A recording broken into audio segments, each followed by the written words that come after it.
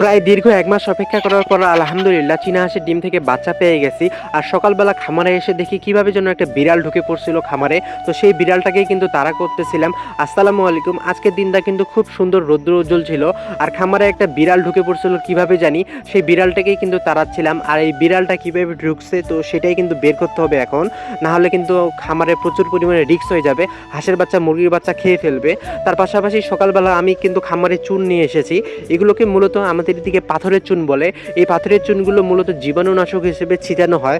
খামারে বাচ্চা আনার পূর্বে কিন্তু খামারটার জীবাণু ধ্বংস করতে হয়।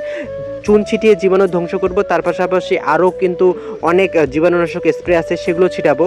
দেখেন আমরা কিন্তু বেশি পরিমাণে ছিটানি, কম পরিমাণে ছিটানি, মিডিয়াম করে ছিটিয়েছি।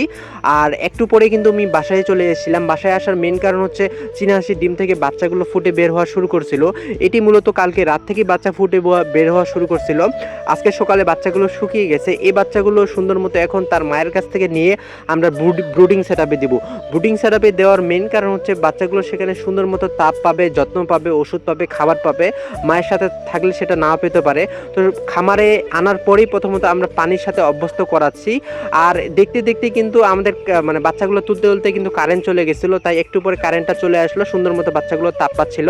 আর খাবারের মধ্যে আমরা কিন্তু লাইসোবিট দিয়েছিলাম পানিতে, আর কিছু ব্রয়লার স্টেটার দিয়েছিলাম, আর কিছু ব্রয়লার স্টেটার সব দিকে কিন্তু ছিটিয়ে দিয়েছিলাম। সেগুলো সুন্দর মতো মানে ঠুকরিয়ে ঠুকরিয়ে তারা খাবে। বাচ্চাগুলো এখন এখানেই থাকবে, এখান থেকে প্রায় 10-15 দিন এখানেই থাকবে। এখান থেকে তারপর আমরা বাচ্চাগুলোকে সুন্দর মতো ছেড়ে দিব বাইরে। তো ভিডিওটি কেমন লেগেছে অবশ্যই লাইক, কমেন্ট, শেয়ার, সাবস্ক্রাইব এবং ফলো করে জানাবেন।